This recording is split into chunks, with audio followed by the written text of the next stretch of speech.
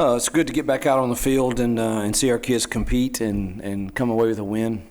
It's always good to play at home in front of our crowd. Early game after 3 night games, 2 of which are on the road, is good for us. Hopefully we can use that time wisely to rest and recover from this game.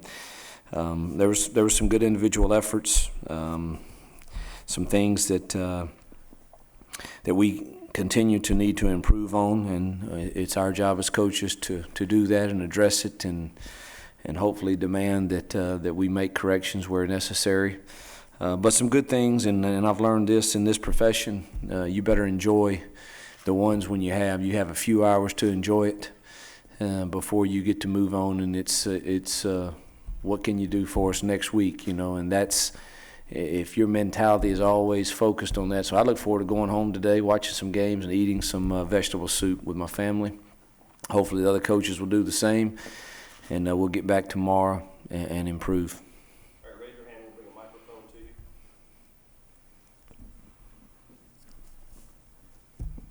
to you. Any immediate word on Evan's injury, and did y'all get out, other than that, relatively healthy today?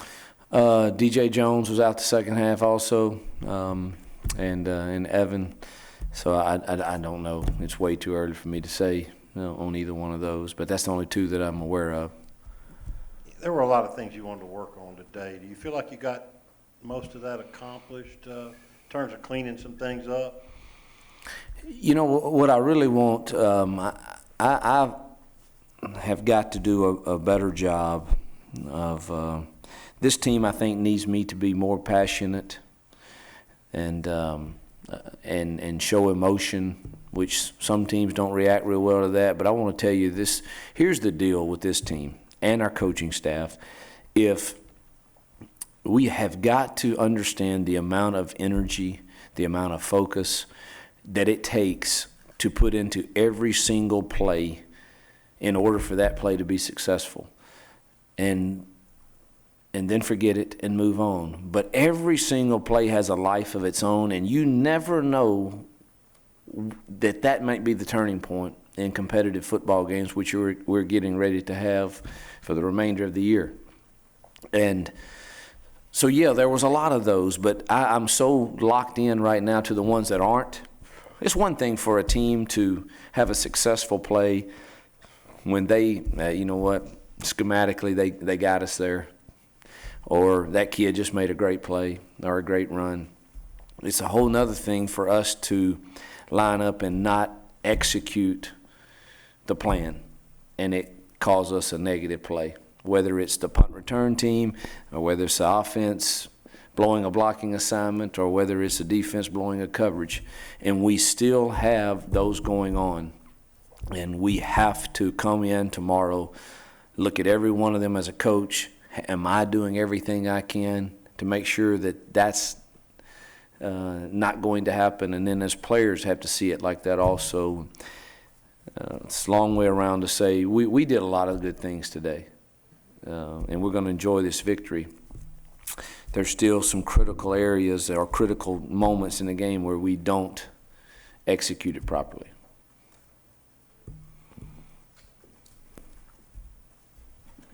Hugh, what was your plan for the offensive line today? To play the healthy ones, the ones we have. I'm not sure. Can you be more specific? In terms of rotation? Rotation. We had, we had Fawn at left, and his backup was Christian, and we were determined to play both. I think at guard was Aaron, and Javon ended up feeling good enough to go. At center was Ben Steele and Feely. At right guard was Rod Taylor and Jordan Sims. And then right tackle was Sean and Jeremy. And just wanted to get all of them reps. We're going to need them all down the stretch. And I think Durante got some good reps too. I know I saw a lot of people rotating in. Did Taylor come out early because of his injury? Did that No, I don't think so. I don't know. I know that we had a couple blocking schemes that he was really confused on that caused us some. We had some good runs coming, and just wanted to clear that up, and then it went back in. But need to get him out and talk to him and say, no, you're missing something, because it was the same play we ran twice, and he obviously, we hadn't coached him well enough for him to understand what should be happening there. But his shoulder's getting better each week. Hugh, I know it's easy to say because he's running late in the game against maybe, when the game's kind of away from him, but Eugene seems to make plays when he does Yeah. get some time. I mean, do you think you can see him maybe getting a bigger role? Those are tough questions. I'll be very candid. I said on the headsets when he did it, I said, all I know is he makes the most of his opportunities. And, and we say something around here that is really true. Prepare for your opportunity even if it doesn't come. And he has handled that beautifully. And when his comes, he's made the most of them, and something we have to continue to look at for sure. Thought Akeem ran the ball hard too, and finished with his pads forward. And I don't know if you can answer this or not, but do you anticipate getting most of these guys, and I'm not talking about CJ and Tony Connor, back for this stretch run? Man, we'd have to go down the list. I don't want to say something that's not totally accurate. I sure hope we get Robert and Bale back soon. Trying to think defensively who. String should be back next week. Jalen should be back. Other than the ones that are out for significant stretches of time, I'm hopeful that we'll get them all back. Mike was active today at Husky. How did you assess how he did, and also Terry's first start at linebacker? Mike is definitely more comfortable closer to the box. I'm glad that we made that move. Terry's got a ways to go. Plays hard, just a little bit out of control, and will get out of his gap control sometimes. And they hurt us on a couple bend backs that he's kind of over pursuing. Love his attitude, though. Love the way he comes in to study and prepares. So he'll get better because he's willing to do that. All right, we'll take questions up top.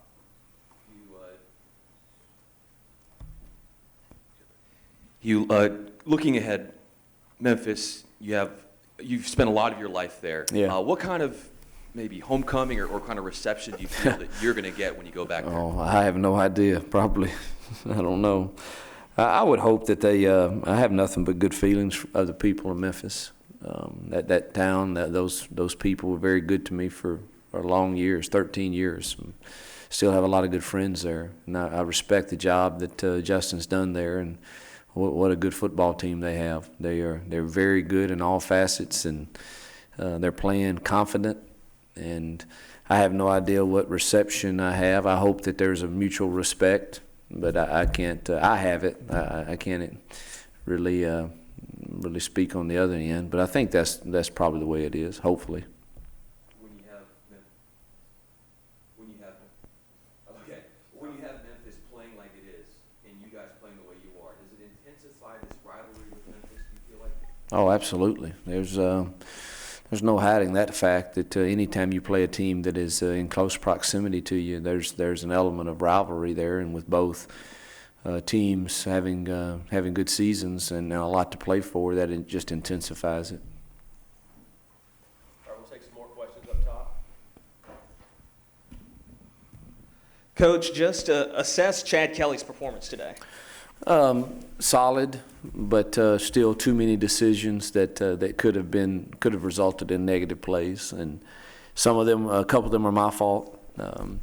I forget sometimes that this is his first year in our system, and man, I see something and I want to call something that we hadn't worked all week, and I did that a couple of times to him.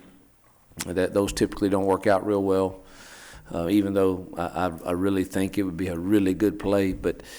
I just can't. I got to quit putting him in those positions. And then he tried to force a couple balls over linebackers' heads, and you can't do that. So we've got to get that cleaned up. But it was a solid day for sure. All right, any more questions up top? I got one more.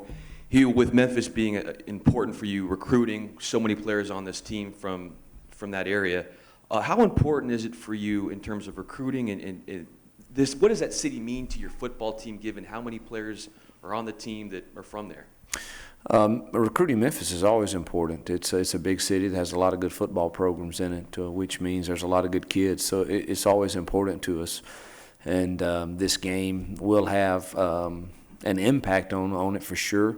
I'm never, all of you that follow us know that I don't believe that ever one game decides in a recruit's mind his decision.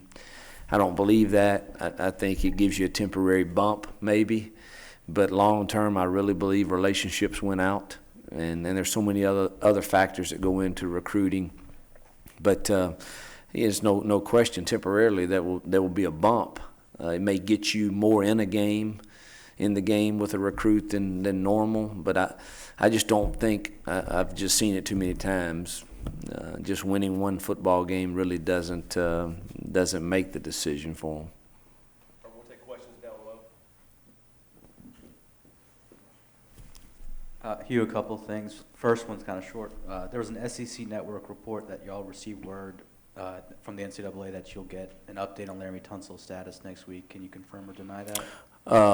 I was told by our administration that we should expect an answer hopefully next week sometime. Okay. And the second thing, you're halfway through the season. Just what's the status of the team and expectations for the second half? Well, status of the team is we're 5-1. And, could have played better some games, played pretty well in spurts to be in the position we're in, but got a lot of tough games left. And, we're a beat-up team right now. Hopefully we can keep our kids healthy for this stretch run. It's going to be fun because we got some really competitive games coming. But, I think anybody, we've been disappointed in the way we played on the road last week, but I think year 4 to be sitting here at 5-1 and with a chance, I think, to win any game we play I think our status is pretty good. Hugh, you mentioned Mike Hilton a little bit. What did you think of your pass coverage in general today, and did your pass rush, how did that play into it? When we got a decent rush, we had a couple quarterback scrambles that bothered me a little bit, and we should have done a few things differently there. But when we all were on the same page with our coverage, it was pretty dang good. But we had 3 or 4 times where we're not on the same page.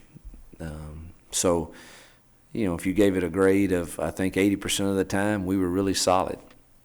But in competitive games like what we have left, I know what those other 20% of the time those plays could result in. So we just got to continue to get it coached and corrected.